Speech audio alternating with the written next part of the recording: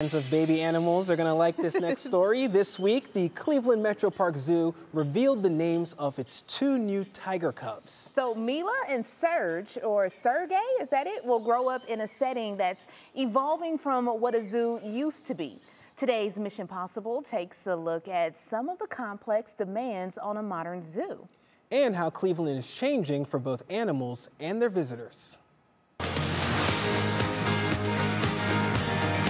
This was the zoo I came to as a kid, and quite honestly, if we were the same zoo, I probably wouldn't be working here. Dr. Kuhar is modernizing people's old perceptions about zoos. Attracting visitors to connect with animals is still the main focus at the Cleveland Metroparks Zoo, but evolving the guest experience is also part of the plan.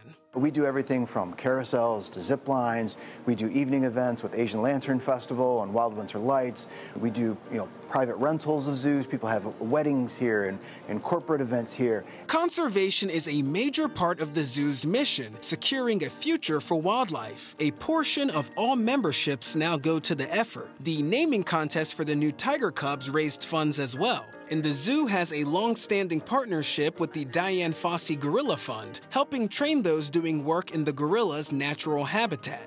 Most people don't get the opportunity to go to Africa and see a gorilla, but we can bring that information back, we can bring the stories back, and often we bring the people who work with that wildlife back here so that people in Northeast Ohio can make that connection. Cleveland is the 9th oldest zoo in North America, opening in 1892, so it's time for an update. A lot of the buildings that you may have seen growing up, well, it's time for that building to age out, right? It doesn't meet modern zoological standards. It doesn't meet the standards for how we take care of our animals. For example, the primate forest. A long-term project will expand the zoo's rainforest into a 140,000 square foot indoor destination. The exhibit is expected to be completed by 2032, in time for the zoo's 150th anniversary. We build them with the animals in mind. How do we provide the best care for them? How do we provide opportunities for them to do what they naturally do?